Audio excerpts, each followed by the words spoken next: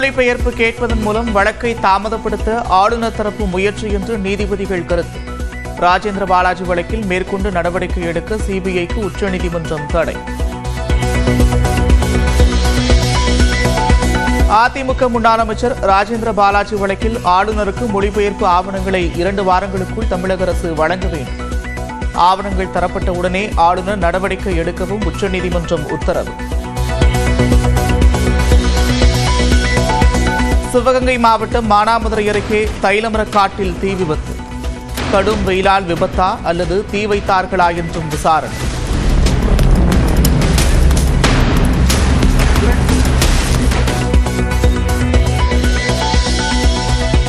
திருச்செந்தூர் முருகன் கோவிலில் கூட்ட நெரிசலால் மூச்சு திணறல் ஏற்பட்டே ஜவுளி வியாபாரி உயிரிழந்ததாக உறவினர்கள் குற்றச்சாட்டு. உடலை பிரேத பரிசோதனை செய்ய வேண்டாம் என்பதாலேயே காவல்துறையினர் கூறியதை எழுதி கொடுத்ததாகவும் பேட்டி. காது குத்துன இடத்துல எல்லா வீடியோவும் நல்லா தான் இருக்காரு. அவரு சொல்ல என் தம்பி தான் சார் எழுதுனேன். அவனுக்கு தெரியாது என்ன எழுதுனேன். அதிமுக உறுப்பினர் என்ற அடிப்படையில் கொறடா உத்தரவை மீறக்கூடாது என்று வாக்களித்தேன். சபாநாயகருக்கு எதிரான தீர்மானத்தில் வாக்களித்தது தொடர்பாக ஓ பன்னீர்செல்வம் விளக்கம். சபாநாயகர் அப்பாவுக்கு எதிராக அதிமுக கொண்டு வந்த நம்பிக்கையில்லா தீர்மானம் தோல்வி. தீர்மானத்திற்கு 63 பேர் ஆதரவு, 154 பேர் எதிர்ப்பு.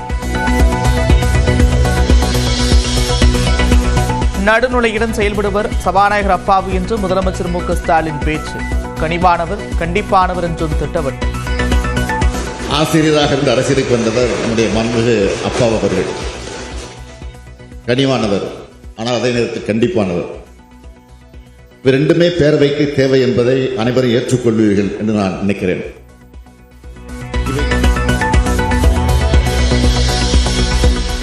அதிமுகவை யாராலும் உடைக்கவும் முடியாது, முடக்கவும் முடியாது. முயன்றால் மூக்குடைந்து போவார்கள் என்று அதிமுக பொதுச் செயலாளர் எடப்பாடி பழனிசாமி பேட்டி. அதிமுக யாராலையும் உடைக்க முடியாது, முடக்க முடியாது. அதில் முயற்சி பிறகுதான் மூக்குடைப்பார், மூக்குடைந்து போகும். அதிமுகவினர் ஒற்றுமையாகத்தான் இருக்கிறோம், எங்களை பிரிக்க முடியாது என்று செங்கோட்டையின் விவகாரத்தில் எடப்பாடி பழனிசாமி விளக்கம். தாம் முதல்வரானது முதல் அதிமுகவினரை பிரிக்க நினைக்கும் திட்டத்தை உடைத்து வருவதாகவும் பதில். நாங்களாம் இப்போ ஒற்றுமையாக தான் இருக்கிறோம், நீ யாராலையும் பிரிக்க முடியாதுங்க. நான் என்னைக்கு முதலமைச்சரானோ அன்னையிலிருந்து இந்த திட்டத்தை போட்டுக்கிட்டு தான் இருக்கிறாங்க. ஆனால் அதெல்லாம் உடைச்செறிஞ்சிட்டு தான் இருக்கிறோம்.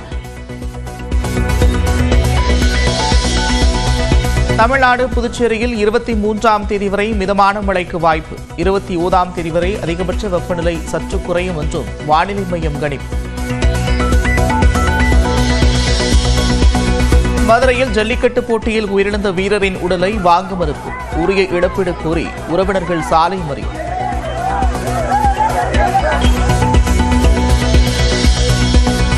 திருவாரூரில் தந்தை மறைந்த நிலையில் 11ஆம் வகுப்பு பொதுத் தேர்வு எழுதிய மாணவி. தேர்வு முடிந்த பிறகு இருசக்கர வாகனத்தில் சென்று தந்தையின் இறுதிச் சடங்கில் பங்கேற்ற சோகம்.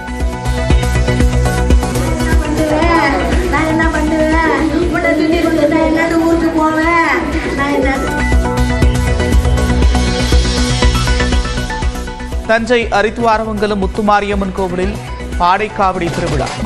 இறந்தவர்கள் போல் பாடை கட்டி நேர்த்திக்கடன் செலுத்திய பக்தர்கள்.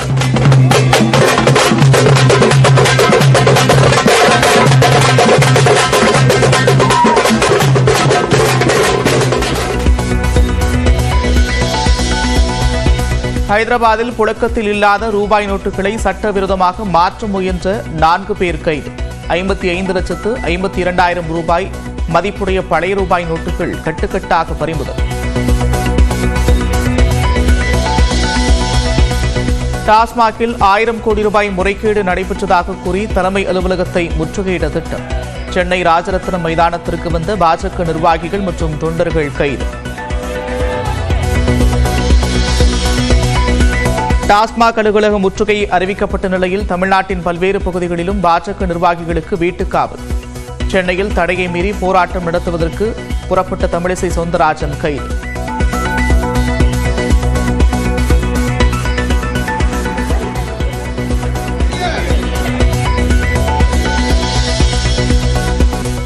டாஸ்மாக் அலுவலக முற்றுகை போராட்டத்திற்கு கூப்பிடப்பட்ட தமிழ்நாடு பாஜக தலைவர் அண்ணாமலை கைது.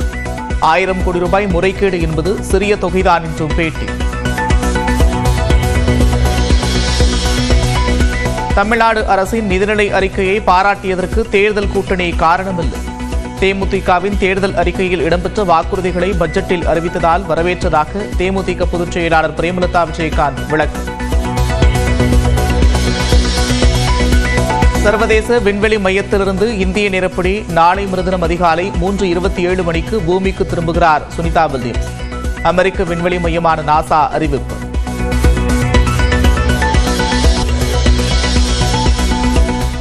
இருபத்தி 23ஆம் தேதி சேப்பாக்கத்தில் நடக்கும் சென்னை மும்பை IPL கிரிக்கெட் போட்டிக்கு 19ஆம் தேதி முதல் ஆன்லைனில் டிக்கெட் விற்பனை. குறைந்தபட்சம் 1700 ரூபாய் முதல் அதிகபட்சம் 7500 ரூபாய் வரை டிக்கெட் விற்கப்பட்டிருப்பதாக தகவல்.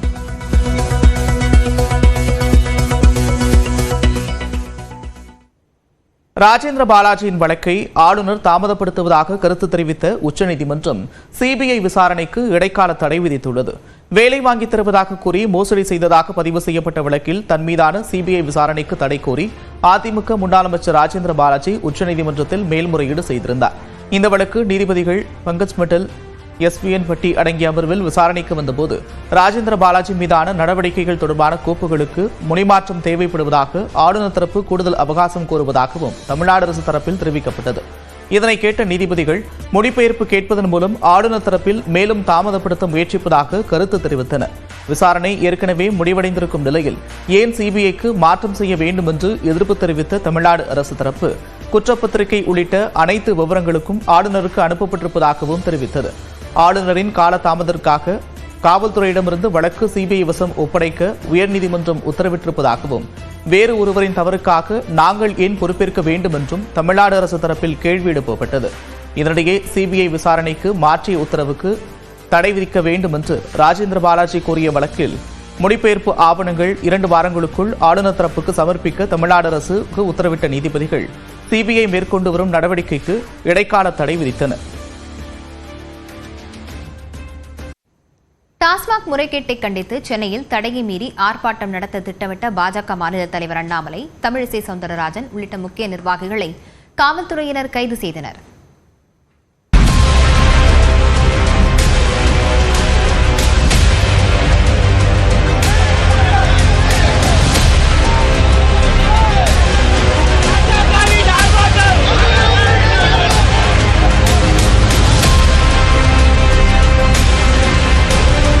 டாஸ்மாக் மதுபான விற்பனையில் 1000 கோடி ரூபாய் முறைகேடு நடந்திருக்கலாம் என்று அமலாக்கத்துறை அண்மையில் தெரிவித்திருந்தது.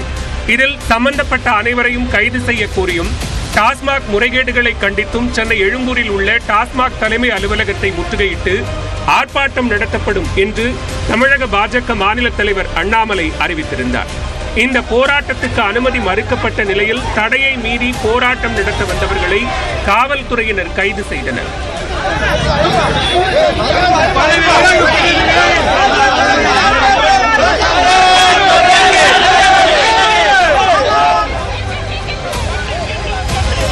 சென்னை பனையூரில் உள்ள இல்லத்திலிருந்து போராட்டம் நடக்கும் இடத்திற்கு புறப்பட்டு சென்ற பாஜக மாநில தலைவர் அண்ணாமலையை அக்கரை பகுதியில் காவல்துறையினர் தடுத்து நிறுத்தி கைது செய்தனர்.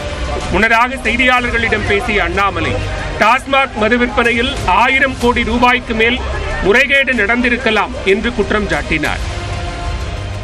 பட் என்னை பொறுத்தவரை இது டிப் ஆஃப் அன் ஐஸ்பர்க், ஒரு சின்ன துரும்பு தான் அந்த 1000 கோடி என்பது. ஏன்னா அந்த அளவுக்கு திராவிட முன்னேற்ற கழகம் இதை வச்சு 2024 லோக்சபாவையே சாராய காசை வச்சு தான் நடத்திருக்காங்க. டாஸ்மாக் பணத்தை 2024 பாராளுமன்ற தேர்தல் முழுவதும் திராவிட முன்னேற்ற கழகம் நடத்தியிருக்கிறாங்க. 2026 சட்டமன்ற தேர்தலையும் டாஸ்மாக் வச்சு நடத்துறதுக்காக களத்தில் இருக்கிறாங்க.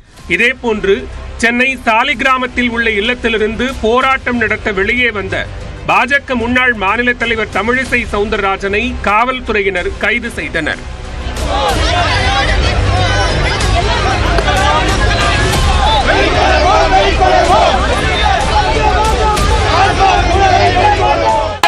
Separately, I wanted everyone to come with me, so they அங்கதான் போறாங்க. அப்ப எல்லாரையும் கூட்டிட்டு போனோம். Ask all of them to come. So அவங்க அங்கதான் வராங்களா, எல்லாரும் அங்க வாங்க. அதனால எல்லாரும் வந்தா மட்டும்தான் நான் போவேன். இந்த போராட்டம் தொடர்ந்து நடக்குமா? நிச்சயமா நடக்கும். டாஸ்மாக் ஊழல் எம்எல்ஏ மக்களுக்கு.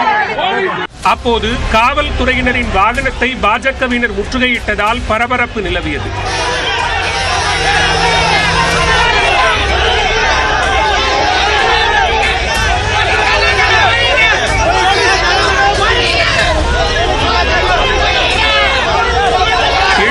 டாஸ்மாக் தலைமை அலுவலகத்தை முற்றுகையிட வந்த பாஜக மூத்த தலைவர் எச் ராஜா, முன்னாள் மத்திய இணையமைச்சர் பொன் ராதாகிருஷ்ணன், கரு நாகராஜன், அமர் பிரசாத் ரெட்டி உள்ளிட்டோரை காவல்துறையினர் கைது செய்தனர்.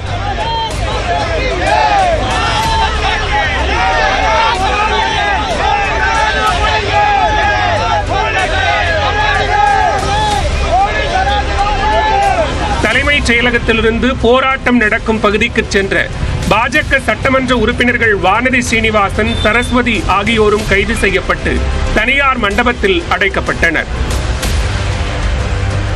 டாஸ்மாக் முறைகேட்டை கண்டித்து தலைமைச் செயலகம் முன்பு பாஜகவினர் திடீரென போராட்டத்தில் ஈடுபட்டனர். சட்டப்பேரவையில் எதிர்க்கட்சியினர் பேசுவது ஒளிபரப்பப்படுவதில்லை எனவும் சபாநாயகர் ஒருதலைபட்சமாக செயல்படுவதாகவும் எதிர்க்கட்சித் தலைவர் எடப்பாடி பழனிசாமி குற்றஞ்சாட்டியுள்ளார். 2 மணி நேரம் 52 நிமிஷத்துல 1 மணி நேரம் ஆளுங்கட்சி சேர்ந்த அமைச்சர் பெருமக்கள் பேசினாங்க. மீதி 1 மணி நேரம் 52. அதுல சிடியில கொடுக்கப்பட்டது வெறும் 46 நிமிடம் பதிவு செய்து கொடுத்தாங்க. அந்த 46 நிமிடத்துல 44 நிமிடம் மாண்பு முதலமைச்சரும் மாண்பு அமைச்சர் பேசுனதா இருக்குது. வெறும் 2 நிமிடம் தான் நான் பேசுனது இருக்குது. அப்படி என்றால் சட்டப்பேரவைத் தலைவர் எப்படி ஒருதலை பட்சமாக நடந்து கொண்டார் என்பதற்கு இதுவே உதாரணம். அதோட இன்றைய தினம் கூட சட்டப்பேரவைத் தலைவர் பதவி நீக்கும் தீர்மானத்தின்படி நான் பேசுவதை ஒளிபரப்பு செய்யல, நேரலையில் ஒதுக்கி செய்யல. ஆனா முதலமைச்சர் பேசுறத ஒளிபரப்பு செய்யறாங்க. இதுதான் ஒருதலை பட்சங்கிறோம். திமுக ஆட்சி பொறுப்பேற்றதிலிருந்து சுமார் 40,000 கோடி ரூபாய் வரை ஊழல் நடந்திருப்பதாக தங்களுக்கு தகவல் கிடைத்திருக்கிறது என எடப்பாடி பழனிசாமி கூறினார். 1000 கோடி அளவுக்கு அதுல அமலாக்கத்துறையில முறைகேடு நடந்திருப்பதாக அமலாக்கத்துறையினுடைய அறிவிப்புல பத்திரிகையிலையும் ஊடகத்திலையும் வந்த செய்தி. ஆனா அந்த முழு எங்களுக்கு வரல. அது வந்த பிறகு முழுமையா உங்களுக்கு தெரியும். ஆனா எங்களுக்கு கிடைத்த தகவல்படி இந்த 1000 கோடி இல்ல, இந்த ஆட்சி பொறுப்பேற்றிலிருந்து சுமார் 40,000 கோடிக்கு மேல இந்த டாஸ்மாக்ல ஊழல் நடந்திருப்பதாக, முறைகேடு நடந்திருப்பதாக தகவல் கிடைச்சிருக்கு. இதையெல்லாம் முழுமையா தெரிஞ்ச பிறகு ஊடகத்திலையும் பத்திரிகையிலும் நான் வெளிப்படுத்துகிறேன். அதிமுக ஒற்றுமையாகத்தான் இருக்கிறது என்றும் தங்கள் கட்சியை யாராலும் பிரிக்க முடியாது என்றும் எடப்பாடி பழனிசாமி கூறியுள்ளார். செங்கோட்டையன் தொடர்பான கேள்விக்கு பதிலளித்த அவர் இதனை தெரிவித்தார். எப்ப பார்த்தாலும் இதுல எப்பாவது ஒரு குழப்பம் வரணுமா? அப்படித்தான் இருக்கீங்களா ஒழிய ஒற்றுமையா இருக்கும்னு என்னங்க? நாங்களாம் இப்ப ஒற்றுமையா தான் இருக்கிறோம். நீ யாராலையும் பிரிக்க முடியாதுங்க. நான் என்னைக்கு முதலமைச்சரானோ அன்னையிலிருந்து இந்த திட்டத்தை போட்டுக்கிட்டு தான் இருக்கிறாங்க. ஆனா அதெல்லாம் உடைச்செறிஞ்சிட்டு தான் இருக்கிறோம். அதிமுக யாராலையும் உடைக்க முடியாது, முடக்க முடியாது. அதில் முயற்சி பிறகுதான் மூக்குடைப்பாரு. சபாநாயகர் அப்பாவுக்கு எதிராக அதிமுக கொண்டு வந்த நம்பிக்கையில்லா தீர்மானம் தோல்வியடைந்தது. தீர்மானத்துக்கு ஆதரவாக 63 பேர் வாக்களித்த நிலையில் எதிர்த்து 154 பேர் வாக்களித்தனர். சபாநாயகர் அப்பாவுக்கு எதிராக அதிமுக கொண்டு வந்த நம்பிக்கையில்லா தீர்மானம் சட்டப்பேரவையில் விவாதத்திற்கு எடுத்துக் கொள்ளப்பட்டது. சபாநாயகர் அப்பாவு தனது இருக்கையிலிருந்து எழுந்து வெளியே சென்ற நிலையில் அவையை துணை சபாநாயகர் பிச்சாண்டி வழிநடத்தினார். எதிர்க்கட்சி துணைத் தலைவர் RB உதயகுமார் தீர்மானத்தை முன்மொழிந்தார். செங்கோட்டையன் உள்ளிட்ட அதிமுக உறுப்பினர்கள் மற்றும் ஓ பன்னீர்செல்வம் தரப்பு எம்எல்ஏக்கள் அனைவரும் எழுந்து நின்று ஆதரவு தெரிவித்தனர். அதன்பின் பேசிய எதிர்க்கட்சித் தலைவர் எடப்பாடி பழனிசாமி, சபாநாயகர் பெரும்பாலான நேரங்களில் ஒருதலைபட்சமாக செயல்படுவதாகவும் தேவையற்ற வார்த்தைகளை பயன்படுத்துவதாகவும் கவலை தெரிவித்தார். சபாநாயகர் ஆளுங்கட்சியின் எண்ணத்திற்கு ஏற்ப குறைந்த நாட்களே பேரவை நிகழ்வை நடத்தி இருப்பதாகவும் விமர்சித்தார். முந்தைய அதிமுக ஆட்சியில் பேரவையில் நடந்த நிகழ்வை எடப்பாடி பழனிசாமி சுட்டிக்காட்டிய நிலையில் கடந்த கால பிரச்சினைகளை பேச வேண்டாம் என்று முதலமைச்சர் கேட்டுக் கொண்டார். தொடர்ந்து பேசிய எடப்பாடி பழனிசாமி, ஆளுங்கட்சி எதிர்க்கட்சி உறுப்பினர்களை சமமாக கருத வேண்டிய சபாநாயகர் ஒரு கண்ணில் வெண்ணையும் ஒரு கண்ணில் சுண்ணாம்பும் வைத்து செயல்படுவதாக சாடினார். மேலும் எண்ணி கணிக்கும் டிவிஷன் முறைக்கு தீர்மானத்தை முன்மொழிய வேண்டும் என்று எடப்பாடி பழனிசாமி கேட்டுக் கொண்டார். அதிமுக கொண்டு வந்த தீர்மானத்தை எதிர்த்து பேசிய காங்கிரஸ் உறுப்பினர் செல்வபெருந்தகை, சபாநாயகர் நியாயமாக நடந்து கொள்வதாகவும் அவருக்கு எதிராக தீர்மானம் கொண்டு வந்திருப்பது விசித்திரமானது என்றும் கூறினார். தான் பேச மறந்ததை கூட சபாநாயகர் பேசுவதாக கூறிய செல்வபெருந்தகை, அதிமுக உறுப்பினர்கள் கொண்டு வந்த தீர்மானத்தை முறியடிக்க தயாராக இருப்பதாக தெரிவித்தார். இதேபோன்று விசிக, இந்திய கம்யூனிஸ்ட், மார்க்சிஸ்ட் கம்யூனிஸ்ட், மதிமுக, மனிதநேய மக்கள் கட்சி, தமிழக வாழ்வுரிமை கட்சி, கொங்குநாடு மக்கள் தேசிய கட்சிகள் தீர்மானத்தை எதிர்த்தன. புரட்சி பாரதம் கட்சி உறுப்பினர் பூவை ஜெகன்மூர்த்தி தீர்மானத்தை ஆதரித்து பேசினார். அதன்பின் தீர்மானத்தின் மீது பதிலளித்து பேசிய முதலமைச்சர், சபாநாயகர் அப்பாவு கனிவானவர் என்றும் அதே நேரத்தில் கண்டிப்பானவர் என்றும் தெரிவித்தார். 2017ஆம் ஆண்டு அவையில் நடந்த விதிமீறல்களைப் போன்று மீண்டும் நடந்துவிடக்கூடாது என்பதற்காகவே சபாநாயகராக அப்பாவுவை முன்மொழிந்ததாக விளக்கமளித்தார். திமுக அரசின் மீது குற்றம் குறை கூற முடியாத காரணத்தால் இப்படி ஒரு தீர்மானத்தை அதிமுக கொண்டு வந்திருப்பதாகவும் முதலமைச்சர் விமர்சித்தார். இந்த பேரவை தற்போது சுவாசிக்கிற காரணத்தால் பேரவைத் தலைவர் செயல்பாட்டினை எண்ணி மகிழ்ச்சி அடைகிறேன். பேரவைத் தலைவராக மட்டுமல்ல, பேரவை கடைபிடிக்க வேண்டிய பண்பாட்டின் தலைவராக மாண்புமிகு அப்பா அவர்கள் செயல்பட்டுள்ளார் என்று நான் குறிப்பிட விரும்புகிறேன். இப்படி ஒரு தீர்மானம் கொண்டு வந்தோம் என்ற எதிர்காலத்தில் உங்கள் மனசாட்சி உறுத்தும்.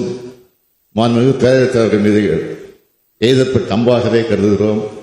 இந்த அம்பை இந்த அவை ஏற்காது. அதன்பின் குரல் வாக்கெடுப்பு நடத்தப்பட்டது. இதில் சபாநாயகருக்கு எதிரான தீர்மானம் தோல்வியடைந்தது. அதைத் தொடர்ந்து அவையின் நுழைவு வாயில்கள் மூடப்பட்டு எண்ணி கணிக்கும் டிவிஷன் முறைப்படி வாக்கெடுப்பு நடத்தப்பட்டது.